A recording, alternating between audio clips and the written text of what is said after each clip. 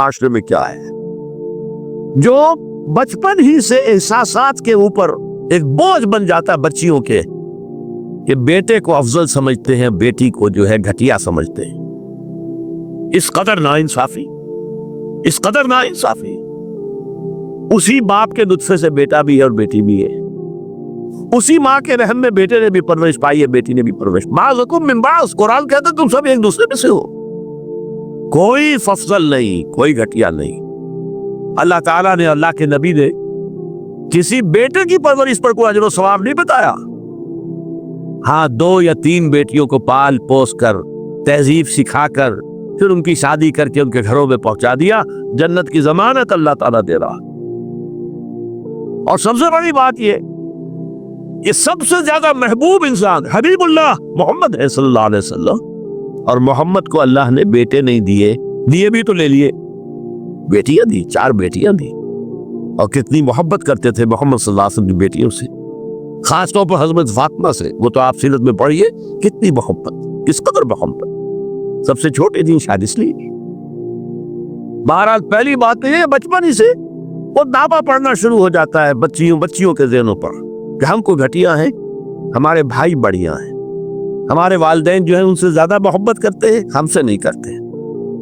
پھر شادی میں اکثر و بیشتر لڑکیوں کی مرضی کا کوئی خیال نہیں کیا جاتا۔ یہ ظلم ہے جو ہم کر رہے ہیں۔ لڑکی کی مرضی کے بغیر، اس کے اذن کے بغیر، اس کی اجازت کے بغیر کوئی شادی نہیں ہو سکتی۔ زبردستی وہ بھیڑ بکریاں نہیں ہے کہ جس کے ہاتھ چاہا آپ نے بیچ دیا، معاذ اللہ ثم معاذ اللہ ثم معاذ اللہ۔ یہ ضرور ہے کنواری بیٹی ہے تو اس سے صرف آپ نے پوچھا اور وہ خاموش رہی، بس یہ بھی کافی ہے۔ البتہ یہ کہ اگر کوئی سیبہ ہے جس سے پہلے نکاح ہو گیا تھا، بیوہ ہو گئی، یا پہلے شادی تھی، ایک خلا لے لی، طلاق لے لی، یا طلاق ہو گئی، اس کو تو کہنا پڑے گا کہ ہاں مجھے کوئی اعتراض نہیں ہے اگر میری فلاں شخص سے شادی کر دی جائے، اس کے بغیر نکاح ہو نہیں سکتا۔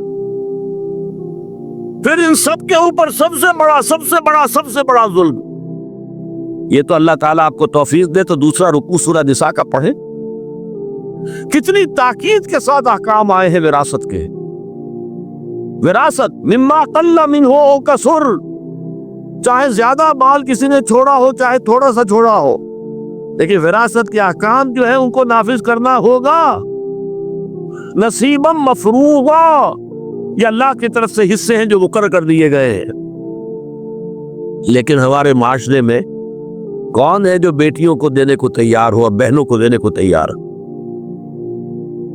مجھے تو حیرت ہوئی تھی، مالا کنڈ میں آپ کو معلوم ہوگا ایک دفعہ بڑی تحریک چلی تھی شریعت کے نفاذ کی۔ مولوی صوفی محمد صاحب بڑے نیک آدمی ہیں، بہت، اس میں کوئی شک نہیں۔ 80,000 کا مجمع لے کر، جلوس لے کر وہ چل پڑے تھے اسلام آباد کی طرف، کیونکہ یہ تو 80,000 کو مالا کنڈ سے لے کر اور دریا اٹک تک تو پہنچ گیا تھا۔ اللہ کا بندہ، 80,000 کا قافلہ وہاں روکا گیا۔ لیکن ان سے بھی جب میں نے جا کر بات کی کہ مولانا شریعت آپ نافذ کروانا چاہتے ہیں، لیکن کیا آپ بچیوں کو بھی وراثت کا حق دینے کو تیار ہیں؟ کیا نہیں، یہ تو رواج کا معاملہ ہے۔ میں نے کہا لا حول ولا قوت الا باللہ، اگر یہ رواج کا معاملہ ہے تو باقی چیزیں بھی رواج کی ہے، پھر شریعت بدل چکی ہے، اب شریعت کا رواج نہیں رہا، ساری شریعت چھوڑ دیا۔ لیکن ان کی نیکی کی بات ہے یہ کہ پہلے توجہ کبھی ان کی ادب نہیں ہوئی، لیکن میری یہ بات جو ہے ان کو لگ گئی ان کے دل کو۔ اگلی مرتبہ جب ان سے ملنے گیا تو انہوں نے کہا کہ اب میں نے بیعت لینی شروع کی ہے لوگوں سے کہ وہ اپنی بیٹیوں کو بھی حق دیں گے، وراثت کے اندر تقسیم کر کے دیں گے حصہ۔ لیکن یہ کہ اس وقت تک انہوں نے کہا تھا، ابھی کل 28 آدمیوں نے بیعت کی ہے۔ وہ 80,000 سے بیعت یہ لینی آسان کام نہیں ہے۔ 80,000 کو جوش دلا کر شریعت کے نام پر لا کر ٹکرا دینا یہ آسان کام ہے، لیکن 80,000 سے یہ بیعت لینا کہ پورے شریعت پر عمل کریں گے، یہ بہت مشکل ہے۔ یہی تو وجہ ہے ہمارا قافلہ اگر سست گام ہے تو کیوں ہے؟ ہم یہ کہتے ہیں کہ پہلے میدان میں آنے سے پہلے اپنی ذات پر، اپنے گھر میں دین نافذ کرو، پھر باہر نکلو۔ اپنی معاش اور اپنی معاشرت پر اسلامی شریعت نافذ کرو، پھر باہر آ کر اسلام کا نعرہ لگانے کا تمہیں حق پہنچتا ہے، ورنہ نہیں۔ اگر تمہاری اپنی ذات پر دین نافذ نہیں، چہرے پر 12 بجے ہوئے ہو، اللہ تعالیٰ کے نبی کی سنت کا کہیں آثار دور دور تک نظر نہ آ رہے ہو، روزانہ پھاوڑا چلا رہا ہو آدمی نبی کی سنت کے اوپر شیو کر رہا ہو، اور پھر وہ کہے میں اسلام چاہتا ہوں۔ بھائی اللہ کے بندے، پہلے ذرا یہ کمی پوری کر لے، اور اگر تیرے کاروبار میں کوئی حرام شے ہے، تیری معاش میں کوئی حرام شے ہے، کوئی سودی معاملہ کیا ہو، ختم کر اس کو اللہ کے بندے۔ بینک کی سروس کر رہا ہے، چھوڑ اس کو۔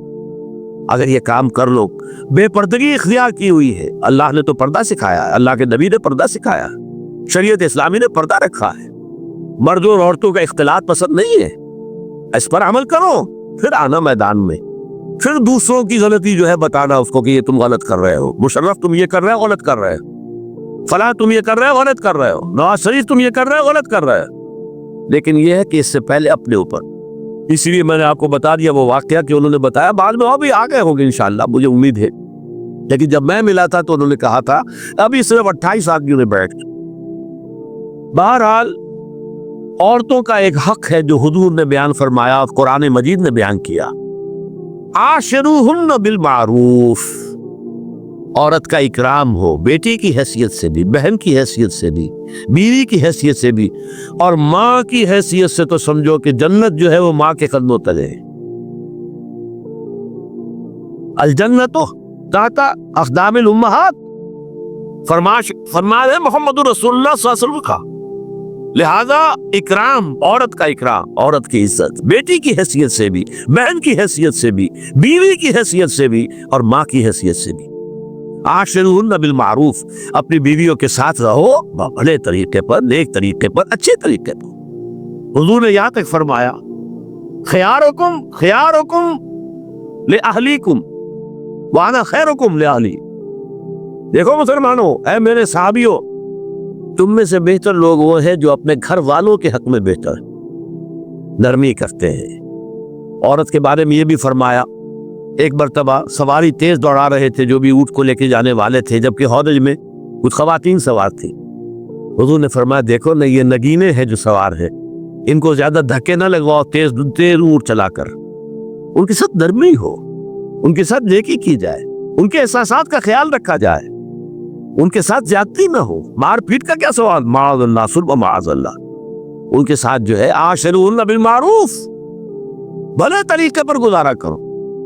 یہاں تک فرمایا ہو سکتا ہے کہ کسی وجہ سے تمہاری بیوی جو ہے تمہاری نگاہوں سے گر جائے، اب آپ کے دل میں اتنی محبت نہیں رہی، لیکن اللہ فرماتا ہے دیکھو ہو سکتا ہے کہ اس میں کوئی پہلو ایسا ہو، تلاش کرو، کوئی پہلو ایسا ہو بہتری کا کہ جس کی وجہ سے تلاش کر کے اس کو اپنی نگاہوں میں مرکوز کر لو، تاکہ اس کے تمہارے دل میں اس کے لیے محبت دوبارہ اثر ہو، اس پہلو کی وجہ سے جو تمہاری نگاہ سے اوجھل تھا۔ وہ اچھائی اس میں ہے، سیرت کی اچھائی ہے، صورت بہت اچھی نہیں، اللہ نے سیرت اچھی دے دی ہے، جو کچھ دیا، جو اچھائی ہے، جو بھلائی ہے، اس کو تلاش کرو اور نگاہ کو وہاں پر جماؤ تاکہ تم ان کے ساتھ اچھا سلوک کر سکو۔